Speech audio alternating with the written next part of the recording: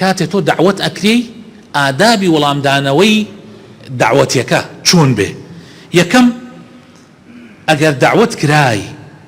لەلایەن هەر مسلمانێکەوە بۆ نان خواردنێک کە تووشی گوناحی تیان نەبوو، یعنی ئینسان تووشی گوناح نەبوو بچێ بۆ ئەوێ، بۆ نمونە کابرا پارەکەی حەڵال بوو کە دعوەتیە کرد،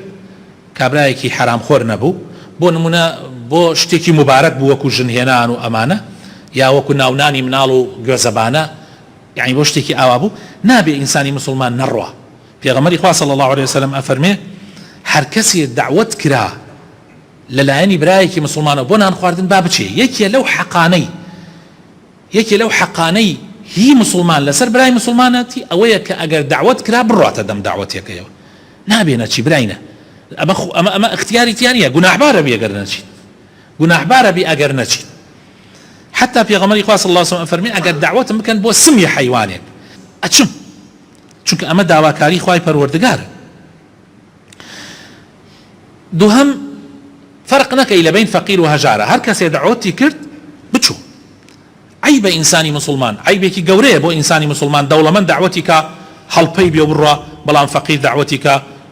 چاوە خوار بێ و بڵێ نایە و نازام چی ئەو شتانە. هەر کەسێ دعوەتی کردی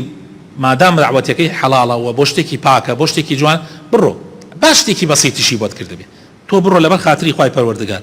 ئیمامی حەسەنی کوڕی عەلی ڕزای خوا لە خۆی و باوکیشی بێ دای بەلای کۆمەڵێک هەژارانە، هەر هاکەزا نانە ڕقیان دا نابوو، نانی جۆ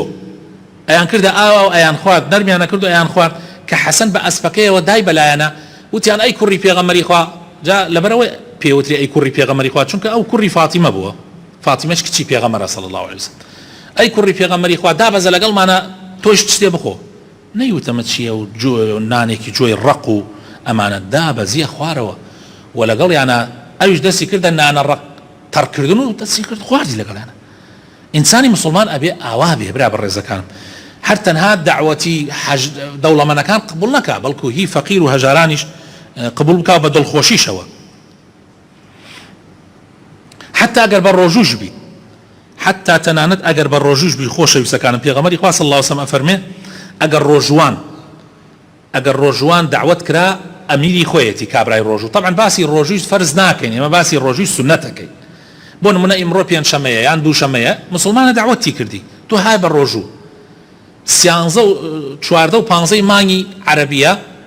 کە پێوترێ مانگی عەرەبی، من قەناعەتم بۆ کەلیمەیە نیە، مانگی دینی ئیسلامی، تۆ ئەو سێ ڕۆژە پێوتری ئەیام البیض، تۆ های بە ڕۆژوو بان کرای، تۆ پێغەمبەری خوا صلی الله علیه و سلم فەرمێ بڕۆ، ئیتر ئەگەر ڕۆیتە ئەوێ ئەمیری خۆتی، خۆت ئەمیری خۆتی، ئەگەر حەزەکەی ڕۆژۆکەت بشکێنە و خوش خێرەکەتی بۆ نووسێ، دوو خێرت بۆ نووسێ، خێری ڕۆژۆکە و خێری ئەوەی کە وەڵامی ئەو مسلمانەت دایەتەوە، لەگەڵ نان بخۆ. ئەگەریش حەزت کرد نەیخۆی ئەتوانی بڵێ کاکە فەرمون ئێوە بسم الله بکەن ئین شاء الله تعالی، بەس من هەم بە ڕۆژوو هەر حەزم کرد بێم، هەر حەزم کرد بێم، هیچیش ناشەرعیەکی تیانە ئەگەر ئەوە بکەی. و کاتێکیش ئەچیتە دەمی دعوەتی هەر برایەکی مسلمانەوە نیەتی خۆت پاکەرەوە لەبەر خاتری خوا بچوو، تۆ لەبەر ئەوە بچۆ کە خوا فەرمانی کردووە، ئەو کاتە هەموو هەنگاوێکەکە بێ بە عیبادەت، هەموو هەنگاوێ هەموو تیکەیەکەی خۆی عیبادەتە، وەک ئەوە نییە تۆ بەس بۆ خواردنەکە بچی، هیچ نیەتێکت نەبێ، هەر بەس بۆ بچی خوارد